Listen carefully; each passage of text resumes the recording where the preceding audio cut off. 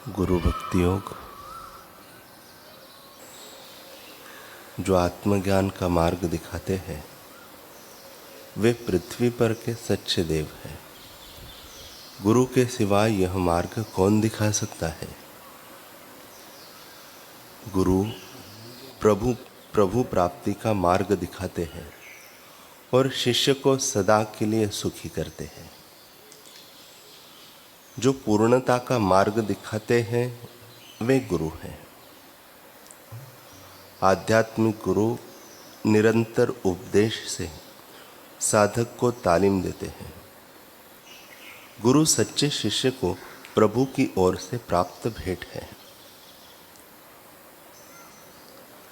एक शिष्य ने अपने गुरु को कहा कि गुरुदेव मुझे भगवान का दर्शन करना है। गुरु ने पूछा, बेटा तू क्या काम करता है। शिष्य ने कहा, गुरुदेव मैं चित्रकार हूं, मूर्तियां बनाता हूं। तब गुरुदेव कहते हैं, जब जो काम करो ना उसमें तदाकार हो जाओ। तू मूर्ति बनाता है लेकिन ग्राहक के लिए मत बना। मूर्ति बना तो भगवान के लिए बना। ऐसे भावना किया कर कि ग्राहक में भगवान है। मेरे भगवान को संतुष्ट करने के लिए मैं काम कर रहा हूँ। तो जो भी काम कर ईश्वर के लिए कर। तेरे को अपने काम से ही भगवान मिल जाएंगे। उसकी अटूट श्रद्धा थी। बाबा जी के चरणों में हफ्ते में 1 बार, 2 बार, 3 बार जैसा समय मिलता आके घंटों भर बैठता, ध्यान करता था, सत्संग सुनता था। उसने बाबा जी का आदेश शिरोधार्य किया। बहुत कम बोले, इधर उधर फालतू देखे नहीं, फालतू खाए नहीं, फालतू सुने नहीं। गुरु के बताए अनुसार वह शिल्प काम करता था।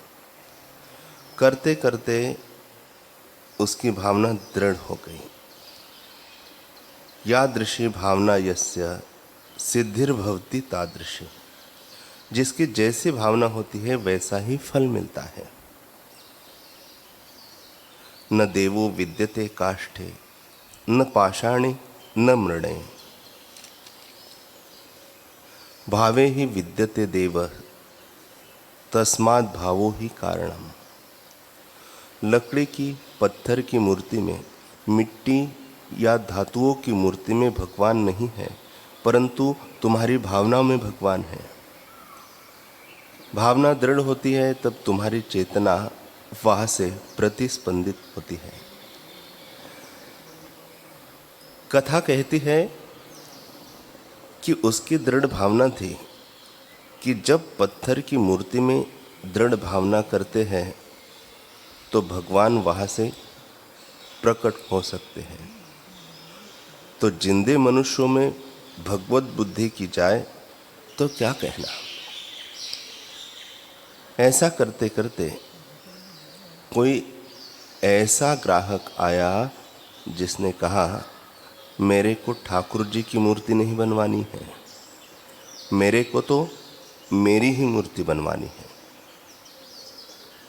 शिल्पी शिष्य ने कहा, हाँ हमारा तो काम है, जैसे भी ग्राहक को संतोष हो हम वैसे ही करेंगे।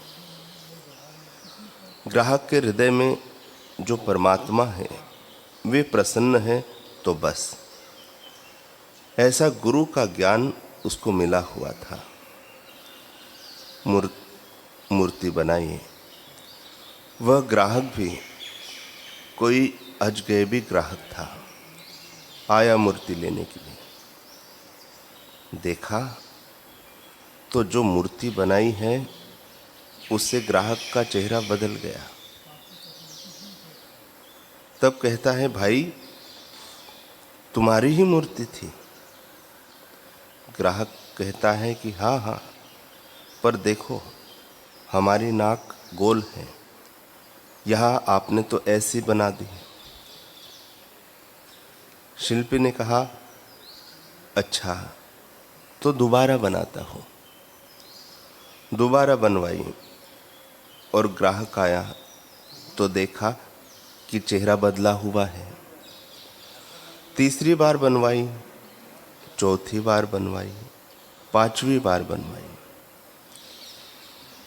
10 बार उसने मूर्ति बनवाई। लेकिन जब ग्राहक आए तो उस ग्राहक की शक्ल मूर्ति से अलग मिले।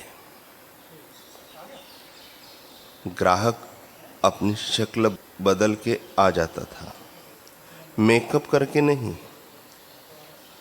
वह ग्राहक कोई साधारण नहीं था। जिसके संकल्प मात्र से सृष्टि विलास करती है, वह ग्राहक होके आया था। जो नामदेव के पास 52 बार आया था, वह उसके पास 10 बार आ गया। आखिर वह शिष्य थक गया, गया गुरु के पास। गुरु को कहता है, गुरुदेव, एक ऐसा ग्राहक आया है कि मैं हूबहू उसकी मूर्ति बनाता हूँ, पर जब वह मूर्ति लेने को आता है तो उसकी शक्ल ही दूसरी होती है। अब मैं क्या करूं? गुरुदेव ने कहा, ग्राहक कैसा है? शिष्य ने कहा, ऐसा ऐसा है गुरुदेव। गुरुदेव ने कहा, तो देख, ऐसा ऐसा करना। गुरुदेव ने शिष्य को समझा दिया। ग्राहक आया मूर्ति लेने को तो शक्ल बदली हुई मिली।